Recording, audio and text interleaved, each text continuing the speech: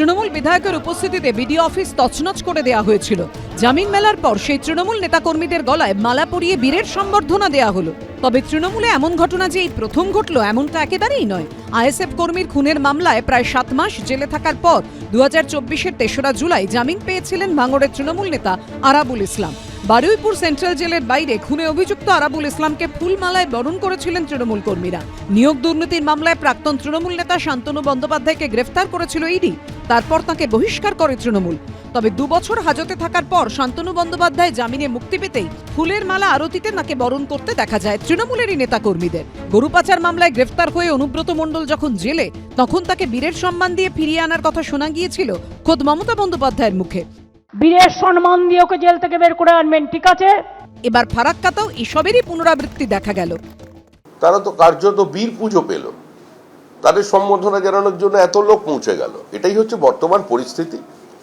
যারা নিরাপদ আশ্রয়ে বসে মনে করছেন যে তারা সুরক্ষিত আছেন কলকাতা এবং কলকাতার পার্শ্ববর্তী অঞ্চলে, সময় বলে দেবে। তৃণমূল এটা তো কালচারের মধ্যেই আছে, যে যত বড় অপরাধী সে তত বেশি গুরুত্বপূর্ণ, তার পোস্ট তত বেশি হবে। এটা আরাবুলের সময়তেও দেখেছেন, অন্য সময়তেও দেখেছেন। গোটা তৃণমূল দলে এটা একেবারে হই হই কাণ্ড।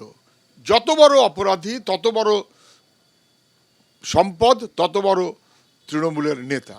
তবে এমন ঘটনা যে শুধু তৃণমূলেই ঘটে এমনটা নয়। সম্প্রতি ব্রিগেডে গীতা পাঠের কর্মসূচিতে এক প্যাটিস বিক্রেতাকে মারধরের ভিডিও ভাইরাল হয়। সেই ঘটনায় 3 জনকে গ্রেফতার করে পুলিশ।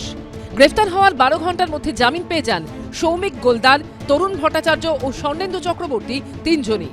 এরপর তাদের সংবর্ধনা দিয়েছিলেন বিরোধী দলনেতা শুভেন্দু অধিকারী। 2022-এর 12ই ডিসেম্বর বালুরঘাটে বিডিও অনুজ শিকদারের ওপর হামলা চালানোর অভিযোগে গ্রেফতার করা হয়েছিল বিজেপির মণ্ডল সভাপতি সুভাষ সরকারকে।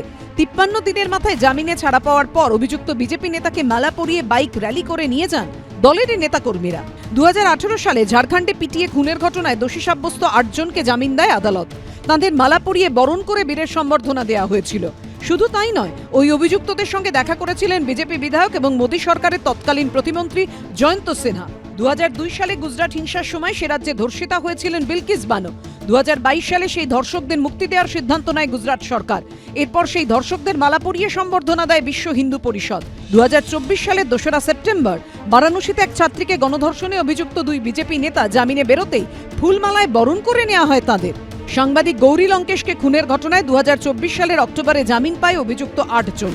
তার মধ্যে 2 জনকে ফুলমালা দিয়ে বরণ করে নিয়েছিল কট্টরপন্থী হিন্দুত্ববাদী গোষ্ঠী। সিপিএমও জেল মুক্তির পর সম্বর্ধনার ছবি দেখা গেছে। কঙ্কালকাণ্ডে ধৃত সুশান্ত ঘোষ জামিনে মুক্তি পাওয়ার পর তাকে ফুল দিয়ে বরণ করে নেওয়া হয়। একই ছবি দেখা গিয়েছিল ছোট আঙারিয়া কাণ্ডে অভিযুক্ত সিপিএম নেতা তপন ঘোষ এবং সুকুর আলীর জামিনের পরও। অভিযুক্ত এফআইআর, অভিযুক্ত গণহত্যায় অভিযুক্ত, এদেরকে তো সিপিএম পরবর্তীকালে রাজ্য সরকার পরিচালনার নেতৃত্বে নিয়ে এসছে। সিপিএম কোন মুখে বড় বড় কথা বলে? এই সিপিএম জ্ঞান দিচ্ছে, এই সিপিএম আজকে সাধু সাজছে। বিজেপি একের পর এক গণহত্যা, বিজেপি একের পর এক গণধর্ষণের কেসের লোকদের বীরের সম্বর্ধনা নিয়ে যাচ্ছে, তারা বড় বড় কথা বলছে। কিন্তু প্রশ্ন হলো, গুরুতর অভিযোগ ওঠার পরও কেন বারবার এভাবে নেতাকর্মীদের পাশে দাঁড়ায় বিভিন্ন দলগুলো? যাদের পেশি শক্তি বেশি, যারা কোনো একটা জায়গায় ক্ষমতা দখল করতে পারেন, যারা কোনো একটা জায়গায় মানুষকে ভয় পাওয়াতে পারেন, সেই মানুষগুলোকেই আবার ডেকে এনে এই রাজনৈতিক দলগুলো যখন সম্বর্ধনা দেয়, তখন কিন্তু যেটা বোঝা যায় ভারতের যে একটা গণতান্ত্রিক ফেব্রিক, সেই জায়গা থেকে বাইরে বেরিয়ে কিন্তু আমরা মোটের ওপর একটা আধিপত্যবাদকে সামনে নিয়ে আসার সুযোগ করে দিচ্ছি। রাজনৈতিক দলগুলোই এই কাজটা করছেন। এই সংস্কৃতি চলতে থাকলে কি গুন্ডামি অপরাধে রাশ টানা আদৌ সম্ভব? এবিপি আনন্দ। হামলাকারীদের বীরের মতো সম্বর্ধনা, গলায় ফুলের মালা, ছোড়া হয়েছে ফুল। এ যেন বিডিও অফিসে ভাঙচুরের পুরস্কার। 14ই জানুয়ারি ফারাক্কার বিডিও অফিসে এসআইআর এর শুনানি চলাকালীন তৃণমূল বিধায়ক মনিরুল ইসলামের উপস্থিতিতে এভাবেই তাণ্ডব চালানো হয়। তৃণমূল বিধায়ককে পুলিশ না ছুলেও 6 জন তৃণমূল নেতা কর্মীকে গ্রেপ্তার করে পুলিশ। বুধবার জামিন পান তারা। এরপর বুধবার রাতেই বীরের সম্বর্ধনা দেওয়া হয় জেলমুক্ত শাসক দলের নেতা কর্মীদের।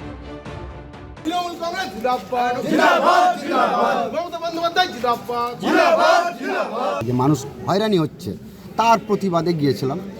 ফারাক্কা ব্লক নেতৃত্ব আমাদের সাথে টোটাল জড়িয়ে আছে। ধৃতদের গাদার মালা পরিয়ে বরণ করে নেন তৃণমূলের স্থানীয় নেতারা। ফারাক্কার আইএনটিটিউসির ব্লক সভাপতি অরুণাবয় দাস নিজে হাতে মালা পরিয়ে দেন। সবাই আমাদের দলের সৈনিক আর কি, তো আমাদের বিধায়কের নেতৃত্বে এরা গেছিল আর কি সেদিন আন্দোলন করতে। বরণ পর্বে উপস্থিত ছিলেন ফারাক্কার বিতর্কিত তৃণমূল বিধায়ক মনিরুল ইসলামের দাদা তৃণমূল নেতা কৌসর আলী। ইনি স্থানীয় আরেক তৃণমূল নেতা বাবলু ঘোষ। তাণ্ডবের দিন যাকে সামনের সারিতে দেখা গেছে, প্রথমে ভাঙচুর, তারপর ভাঙচুরকারীদের সম্বর্ধনা দেওয়া। বিরোধীরা বলছে এই হচ্ছে পশ্চিমবঙ্গ। তৃণমূলের দুজন জনসেবার নেত্রী আছে, জনসেবক খোকাবাবু আর জনসেবিকা মমতা ব্যানার্জি। তারই নির্দেশে তার দলের লোকেরা এরকম জনসেবা করে বেড়াচ্ছেন।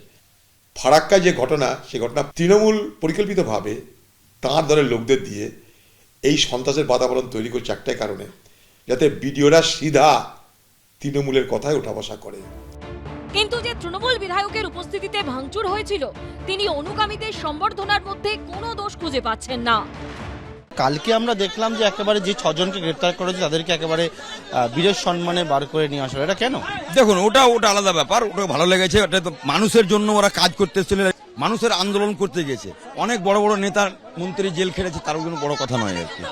কথা হলো তাদের, মানে হ্যাঁ, অবশ্যই কথাই হয়েছে। তারা তৃণমূল কংগ্রেসের সৈনিক এবং অন্য দলেরও ছিল, কিন্তু ঘটনা হচ্ছে ওটা একটা সাধারণ মানুষের বিস্ফোরণ ঘটেছিল এবং বহির্প্রকাশ ঘটেছিল আর কি। যার অফিস ভেঙে চুরে শেষ করে দেওয়া হয়েছে সেই ভিডিও, যিনি নাকি নির্দিষ্ট করে কাউকেই দেখেননি ভাঙচুর করতে, তিনি সম্বর্ধনা নিয়ে মুখে কুলু পেটেছেন। আপনি কমপ্লেন দিয়েছিলেন, সেই কমপ্লেনে অ্যারেস্টও হয়েছিল, আর তারপর কালকে দেখলাম তারা বেরোচ্ছে। এটাই কোনো জায়গায় একটা মানে এত মালা পরে বেরোচ্ছে, এটা কোনো একটা জায়গায় কি খারাপ থাকে? আমি দেখিনি এখনো ওটা, বাকি তো কোর্ট আছে। কাউকে চিনতেন না যাদের নামে অভিযোগ? যে সময় আমি ইনসিডেন্ট ঘটেছিল এর আগেও বলেছি, I was busy doing meeting with the BLOs. প্রথমে ভাঙচুর, তারপর ভাঙচুরকারীদের সম্বর্ধনা, এই কি গণতন্ত্র? রাজীব চৌধুরী ও বিজেন্দ্র সিংহের রিপোর্ট, এবিপি আনন্দ, মুর্শিদাবাদ। এবিপি আনন্দ, এগিয়ে থাকে, এগিয়ে রাখে।